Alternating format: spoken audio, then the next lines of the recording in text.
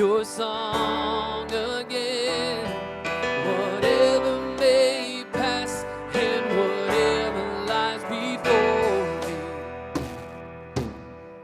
let me be singing when the evening comes. Sing it out. Bless the Lord, oh my soul, oh my soul, worship His holy name. Sing like never before, oh my soul, worship His holy name. You're rich in love and you're slow to anger. Your name is great and your heart is kind. For all your goodness I will keep on singing. 10,000 reasons for my heart to find. Sing it out, bless the Lord. Bless the Lord, oh my soul, oh my soul, worship His holy name. Sing like never before, oh my soul, I'll worship your holy name. And on that day when my strength is failing, the end draws near and my time has come, still my soul will sing your praise unending. 10,000 years and then forevermore. Sing it out to Him. Bless the Lord, oh my soul, oh my soul, worship His holy name. Sing like never before, oh my soul, I'll worship your holy name. Bless the Lord. Bless the Lord, oh my soul, oh my soul, worship His holy name. Sing like never before, oh my soul, I'll worship your holy name. I will worship your holy name. I will worship your holy name. Father, we love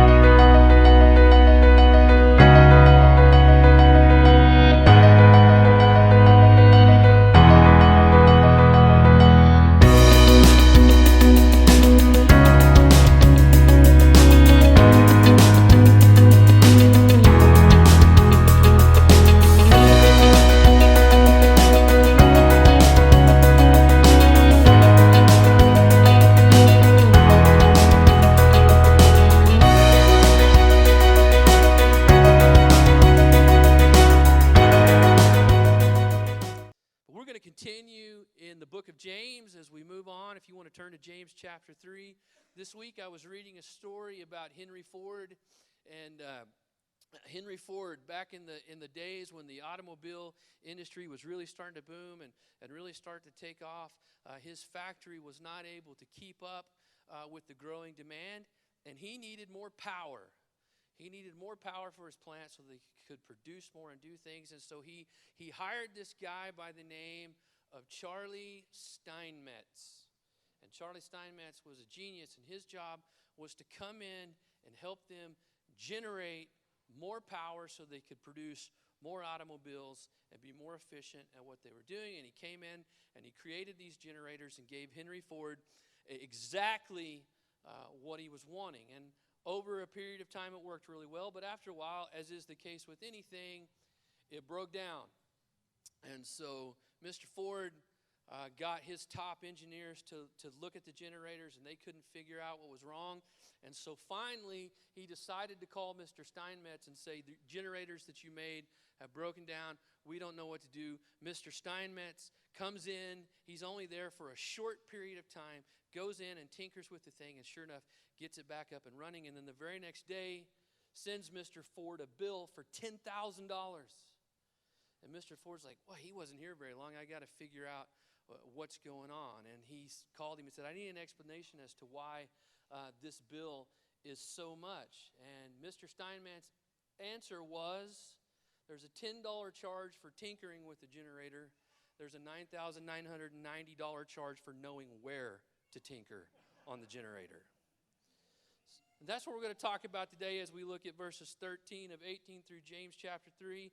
There is a difference between knowing facts or details and knowing what to do with facts or details. And that's what we're going to talk about today is wisdom.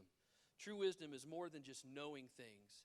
It's knowing what to do with the knowledge that we've gained. It's knowing how to put it into practice. And as we've been working through the first 3 chapters of the book of James, we've been seeing that over and over again. In fact, the passage of Scripture that we're going to read today really doesn't need to be broken down like we're going to. You can just read it and pretty much know what James is communicating, but they would frown on me just reading this to you and sending you home. So we are actually going to break it down a little bit and talk about it. But James chapter 3, we're going to start in verse 13. Verse 13, who is wise and understanding among you? Let him show it by his good life, by deeds done in the humility that comes from wisdom. Let's just pause right there for a second. God's wisdom can be seen through our lifestyle. It says there in the first part of verse 13, who is wise and understanding among you? Let him show it by his good life, not just by certain actions, not by just certain things, but he's saying, look, you can see the wisdom of God in how we live. And I think all of us would be able to say, if we went around the room and say, who is that person that you just look at them and you watch how they live and you say, man, they're just that person that always seems to do the right thing. That person that always seems to know what to say or know what to do or know the godly answer in that moment. For me, it would definitely be my grandfather, my Grandpa Morris. My grandpa, if he's ever made a mistake, I haven't seen it. His biggest flaw maybe is that he's an OSU fan, but he did play baseball at OSU, and so he's got a really good reason for that. But really, he really has no flaws. And I've never seen it. I know he sinned because the Bible tells us for all have sinned and fallen short of the glory of God, but I've never seen him do it. And I watch him as he handles difficult situations in his life. I watch him as he encounters people in his life and the grace with which he does it. And there are just some of those people that you can see the wisdom. They just always seem to do the right thing. Okay? They just always seem to know the right way to go. Second part of that verse, though, says God's wisdom teaches us humility. And the word for humility is sometimes translated gentleness, but also in the original language, it's often used in describing controlling a horse. You remember a few weeks ago when we talked about words, we talked about the horse and the bit that we put in the mouth that controls the beast. And really, this word for humility here is the picture of power under control. Recognizing that just because we have great power does not mean that we always strong-arm people. It's knowing how to control that power. It's knowing how to keep it into perspective. When I was reading this week, I thought, who's a good example of power under control? And I'm going to kiss up a little bit when he watches the video here, but I immediately thought of our pastor. I mean, has Tim ever bullied you into a decision? Has Tim ever bullied you down a path? Has Tim ever used his power? Has he ever powered? I've never seen it. I've never been a part of anything like that with him. He is a strong but humble leader who leads this church in that way. I'll follow him anywhere. I'll follow his direction, his guidance, his grace. There are times that I've expected to go in and tell him something that's going to make him mad or make him say something, and he never has a negative word. He never even has a harsh word. He always handles it with grace and humility and always has a solution for how we should handle that situation. And believe me, I've worked with the opposite. I've worked with those people who were strong and loved to let you know that they were strong, and sometimes would just come in and mess with us because they could. And it's been a long time since I've worked with anyone like that. But I think about that. It's power under control. It's leading with a gentleness. It's leading with a humility. It's leading in such a way that people actually want to follow you. So we're going to see a few things here as we continue on. Let's look at verse 14. We're going to see a picture of what is false wisdom, or you could call it worldly wisdom. And then James is going to show us a picture of what is true wisdom. Verse 14, it says, "But if you harbor bitter envy and selfish ambition in your hearts, do not boast about it or deny the truth." Verse 15, "Such wisdom does not come down from heaven, but it is earthly, unspiritual, of the devil. For where you have envy and selfish ambition, there you find," this word is important, "disorder and every evil practice." There's a few characteristics. We'll pause right there. Now we're going to come back to that. There's a few characteristics of false wisdom or worldly wisdom. The first one is this: false wisdom is shown in jealousy and selfishness. Envy and selfish ambition can absolutely control a person. And I think all of us know people like that. Some of us might say, I am a person like that. A person who is envious or has selfish ambition is always comparing themselves to others, is trying to get what they have. There was a guy when I was in high school. His name was Jason. And Jason usually did not get a uniform to suit up to play in the games. And Jason had a huge chip on his shoulder, and it was usually geared towards me because I was a starter. And when we would goof around and play pickup games and things like that, he was pretty good at shooting the basketball. He really was. He could shoot the ball pretty well. But he never listened to the coaches who were telling him all the time, but there's more to the game than just shooting. There's playing defense. There's rebounding. There's being a good teammate. There's putting other people first. Okay, there's all these things. And he so desperately wanted a uniform and really so desperately wanted my spot. And he was constantly letting the coaches know how good he was at shooting as me. And he was a pretty good shooter. He wasn't as good as me, but he was a pretty good shooter, okay? But he never would take the advice of what the coaches were telling him. And he would never work on his game. And eventually he just quit playing. And he always blamed other people. And he was driven by that selfish ambition and just wanting that spot. And he never listened. He never took the knowledge that was being given to him and put it into practice so that he could succeed. And they were giving him what he needed to do. But selfish ambition and envy ruined him, for that anyway, and ended up ruining his position, and he never got what he wanted. No one likes to be around a jealous person, or no one really likes to be around selfish people, okay? It's always accompanied by a wealth of bitterness. It's always accompanied by that. The second thing we see about false wisdom here, false wisdom has a non-Christian worldview. Very simply put, it's the unspiritual way of thinking. I know lots of people that fall in this category. And if you remember back in James chapter 1, verse 5, we learned that true wisdom comes from God. And we'll talk about that more here in a minute. But someone who has a worldly wisdom or a false wisdom is someone that thinks in an unspiritual way. They don't consult God. They don't consult Him on the decisions that they make. They go their own way, or they go with what they're being taught by the world. You can be the smartest person in the world and not have any wisdom. I had a friend in college, one of the smartest people I ever knew. I mean, I could ask him anything. He was Google before Google, right?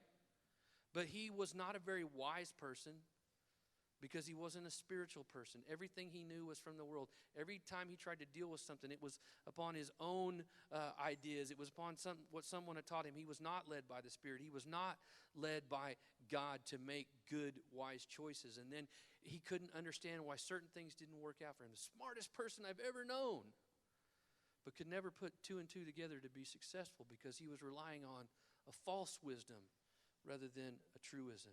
Another thing that we see about false wisdom, and I believe this is the truth, false wisdom causes more problems than it solves. That's where it talked about the disorder, the confusion, When we rely on worldly wisdom, we become confused. Oftentimes, it causes us to sin or do the wrong thing. And here's a few examples of false wisdom that I wrote down this week. The first one is this: getting even. Godly wisdom would never encourage us to get even, but worldly or false wisdom would. And we live in a society right now, especially, that's all about getting even and taking care of those people that have wronged you. Another example of false wisdom is being brutally honest. And I didn't just put that in there for my wife. She is brutally honest, but when she does it, it's godly. Trust me, she tells me that all the time. Okay? She's not brutally honest with you, just with me, and I need that in my life. But being brutally honest, sometimes we gotta, like we talked about a couple weeks ago, we got to be able to tame the tongue, to learn how to speak encouragement in someone's life rather than negative things. It's learning how to bring life with the words that we choose. Another example of false wisdom that I wrote down this week is someone who's always looking out for number one, just taking care of themselves, being selfish.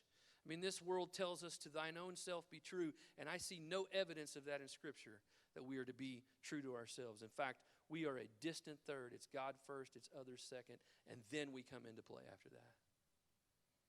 Another example of false wisdom is having to live up to a certain image, looking a certain way, acting a certain way, having certain things, certain possessions. That's what the world would tell us to do, but it's really, at its root, selfish. And that's what causes so much trouble. All of these things at their root are selfish. Proverbs 14:12 tells us there is a way that seems right unto a man, but in the end it leads to death. It doesn't say in the end it leads to good things and happiness and a big house and a car and lots of friends. No, it says, and in the end it leads to death. There's a reason the writer of Proverbs says, trust in the Lord with all your heart and lean not on your own understanding. In all your ways acknowledge him, and he will make your path straight. Because when we rely on worldly or false wisdom, it ultimately leads to death. Let's go back to the passage, verse 17. But the wisdom that comes from heaven is first of all pure, then peace-loving, considerate, submissive, full of mercy and good fruit, impartial and sincere. Peacemakers who sow in peace raise a harvest of righteousness. I'm so thankful James is so good at, here's all my bullet points right there. He just gives me a list of things. So here's the things that he says about true wisdom. First one is this: true wisdom protects purity. And I would say this: true wisdom always protects purity. We compromise our purity in so many ways, okay? With the students, I call it sensory defilement. It's the things that we see. It's the things that we hear. It's the things that we allow our lives to touch in one way or another. There are so many things. And we think, especially as we get older, that somehow we've got this filter and we no longer have to guard against impure things, that I can take in the good and filter out the bad. And that's just not true. It's not true. There is a constant battle going on to defile the temple of God. And we have to ask God to help us put our guard up. And someone who is truly wise is always going to be fighting to protect purity, to protect the temple of God, to protect our witness, to protect what God has given to us, what God has done for us, that we would not defile ourselves, that we would not give ourselves to sin, that we would not compromise our standards, but that we would battle, that we would fight for purity. I mean, we talk with the teenagers about this a lot, especially around Valentine's Day when we're talking about sexual purity and all those things. But it's beyond that. It's when we're watching Netflix. It's when we're listening to Spotify. It's when we're with our coworkers. It's all those things. We've got to be the kind of people that are truly wise, that are protecting our purity and guarding our hearts. Second thing we see, true wisdom stands for peace. Okay, peace is mentioned 3 times in those couple of verses. And I think it's because he really wants us to understand that as ministers of reconciliation, as ministers of the gospel, that's what we're all about. We're recognizing that Christ has come and brought peace ultimately, and so we are agents of that peace. It's our job to bring peace. I was the guy in school that most of the kids didn't like, because I was usually the guy that when 2 classmates started to fight would jump in and try to get them to stop fighting. Because, usually it's fight, fight, fight. Everybody wants to see that. But I don't know. I just had something in me. And my parents taught me at a very young age that we're supposed to be peacemakers. And I didn't like to see people get hit. And I definitely didn't like to see people get in trouble and get suspended. And so I would try to break those things up. Wasn't always successful. Maybe caused me to get hit myself a couple of times. But I think that's what we're supposed to be as believers. We are to be peacemakers. And we are to stand for peace. We're not to cause trouble. We're not to cause division. We're not to be a part of the problem. We are supposed to be those people who fight for peace. And I think for me, it's always a thing. A truly wise person, I see this with my grandfather, who I mentioned earlier. A truly wise person will always pick their battles. Now, I'm really good at picking my battles here. I'm really good. I've learned how to, hey, that's one of those things, right? That's not the hill that I'm going to die on. I'm going to pick my battles. I'm not very good at home. I like to fight at home. Okay, I do. I like to get in battles, and my wife tells me I'm an antagonizer. Maybe it's because I pick my battles so much here that I just got to go home and argue with somebody. But I think a truly wise person is someone who picks their battles, who fights for peace. Even when there's something within them that says, you know what, that just makes me angry. That we be the kind of people that fight for peace so that it would have an impact on others. Okay? Next thing I see, true wisdom responds with kindness. It's being considerate, okay? We work on this all the time with the teenagers. We're working on this with our children right now, okay? It's being considerate. It's showing kindness. It's thinking of other people above yourself. It's not asking your dad to rub your back while he's driving the car in traffic, right? It's being considerate of his situation. Not that I'm talking directly to my son right now, but maybe I am, okay? It's learning how to be considerate. It's showing kindness. Operating in such a way that today it's about other people's needs over my own. A truly wise person is always looking for opportunities to show kindness. It's also being kind to those who wrong you. There's just something, Proverbs where it talks about kindness is like heaping burning coals upon their head. That's where we get the idea of killing them with kindness. It's hard for a person to stay mad at you when you show them kindness. It's hard for that relationship to continue to have friction when you show kindness. And ultimately, that brings what we talked about in the point before. When we show kindness to someone who has wronged us or someone who we are in a conflict with, it ultimately brings peace. Next thing I see, true wisdom is willing to obey no matter what. Okay, now, my family gives me a hard time, and my wife's not here. She would probably amen this if she was. They give me a hard time because I never drive over the speed limit. In fact, sometimes I stay under the speed limit. And I am an intense rule follower, and they give me a hard time. And there are times they're like, come on, speed it up. We need to get somewhere. And I'm the kind of guy that if it says no right turn on red, I'm not turning right on red, okay? I'm not. I am a rule follower. That's how my parents raised me. I can't change it. And there was one night, and I shared this with my wife, and I just felt so justified.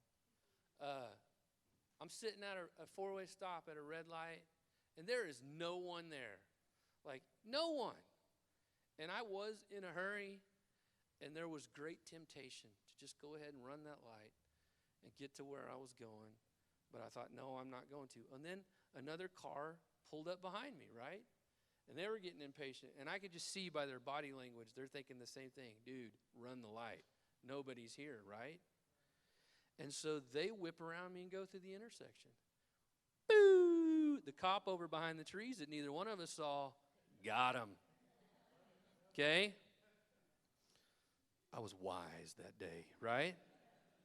Because a wise person does the right thing or obeys God no matter what. So when they try to get me to speed or they try to get me to do something, I'm like, nope, because I'm wise.